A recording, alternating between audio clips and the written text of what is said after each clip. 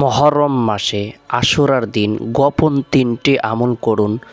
90 বৎসরের কবিরা গুনাহ মাফ হবে, জান্নাত নসিব হবে, দোয়া কবুল হবে, আশা আকাঙ্ক্ষা পূরণ হবে।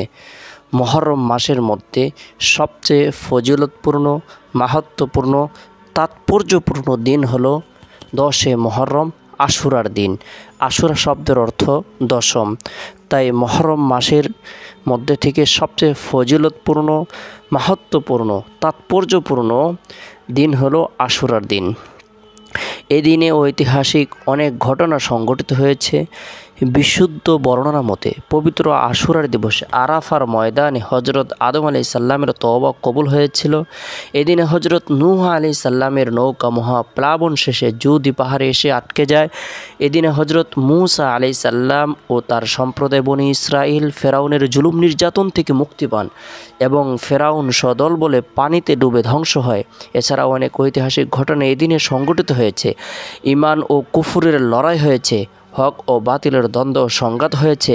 পরিণামে সর্বদা আল্লাহ তাআলা হক ও হক্কানিয়তকে জয়ী করেছেন এবং বাতিল অপশক্তিকে পরাজিত করেছেন। তাই আশুরার দিনের ফজিলত, তাৎপর্য অনেক বেশি। আশুরার দিন কোনো ব্যক্তি যদি গোপন 3টি আমল করে আল্লাহ পাক রব্বুল আলামিন তার জীবনের সগীরা কবিরা, জাহিরি বাতিনি, শিরিক বিদাত, ইচ্ছায় অনিচ্ছায়, গোপনে প্রকাশ্যে সকল গুনাহগুলো ধুয়ে মুছে নবজাত শিশুর ন্যায় নিষ্পাপ করে দেবেন। বিশেষ করে আশুরার দিন কোনো ব্যক্তি যদি আল্লাহ তাআলাকে রাজি খুশি করার উদ্দেশ্যে নফল রোজা রাখে, রাসূলুল্লাহ সাল্লাল্লাহু আলাইহি সাল্লাম ইরশাদ করেছেন, সিয়ামু ইয়াউমি আশুরা ইন্নী আহতাসিবু আলাল্লাহি আন ইউকাফিরা সানাতাল্লাতী ক্বাবলাহু ওয়া সানাতাল্লাতী বা'দা। আমি আল্লাহ তাআলার দরবারে আশা রাখি যে মহরম মাসের 10 তারিখের রোজা অর্থাৎ আশুরার রোজা তার পূর্ববর্তী ও পরবর্তী 1 বছরের গুনাহের কাফারা হবে। সুবহানাল্লাহ। হজরত আব্দুল্লাহ ইবনে আব্বাস রাদিয়াল্লাহু তাআলা আনহু থেকে বর্ণিত, নবী করিম সাল্লাল্লাহু আলাইহি সাল্লাম ইরশাদ করেছেন, যে ব্যক্তি মহরম মাসে আশুরার দিন রোজা রাখবে আল্লাহ তাআলা তাকে 10,000 ফেরেশতার সওয়াব দান করবেন। যে ব্যক্তি আশুরার দিনে রোজা রাখবে আল্লাহ তাআলা তাকে 10,000 হজকারী, ওমরাকারী ও 10,000 শহীদের সওয়াব দান করবেন। যে ব্যক্তি আশুরার দিনে কোনো এতিমের মাথায় হাত ভোলাবে, প্রতিটি চুলের বিনিময়ে আল্লাহ তাআলা তার মর্যাদার স্তরকে বৃদ্ধি করে দেবেন। যে ব্যক্তি গুরুত্ব সহকারে আশুরার দিন আল্লাহ তাআলার দরবারে রুনাজারি করবে, তওবা ইস্তিগফারের আমল করবে, আল্লাহ পাক রব্বুল আলামিন তার পদমর্যাদাকে বৃদ্ধি করে দিবেন। 10 মুহররম আশুরার দিন আমরা গোপন 3টি আমল করব। 1 নম্বর যে আমলটি করব সেটি হলো আমরা নফল রোজা রাখব। কাল কিয়ামতের দিন রোজা এবং কোরআন এই 2টি আমল বান্দার জন্য সুপারিশ করবে। আল্লাহ তাআলা উভয় আমলের সুপারিশকে গ্রহণ করবেন, বান্দার জীবনের সকল গুনাহগুলোকে মাফ করে দেবেন। তাই গুরুত্ব সহকারে আশুরা দিন আমরা নফল রোজা রাখব।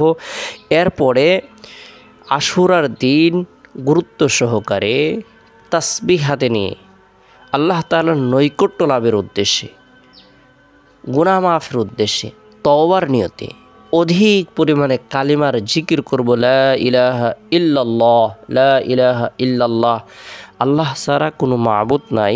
যে ব্যক্তি ইয়াকিন, ইখলাস, বিশ্বাস রেখে এই কালিমার জিকির করবে আল্লাহ তাআলা তাকে 7 আসমান জমিন থেকেও বেশি নেকি প্রদান করবেন। আল্লাহ পাক রব্বুল আলামিন তার জন্য জান্নাত অবধারিত করে দেবেন। আল্লাহ তাআলা জীবনের সকল পেরেশানিকে দূর করে দেবেন। তাই কালিমার জিকির করব। এরপরে 3 নম্বর যে আমলটি আমরা গুরুত্ব সহকারে করব সেটি হলো আমরা নিরিবিলি এক পরিবেশের মধ্যে বসে নিজের জীবনের গুনাহের কথা স্মরণ করে, নাফরমানির কথা স্মরণ করে, অন্যায় অপরাধের কথা স্মরণ করে খাটি দিলে তওবার নিয়তে 100 বার ইস্তিগফারের আমল করব। আস্তাগফিরুল্লাহ রাব্বি মিন কুল্লি যামবি ওয়া আতুবু ইলাইহি।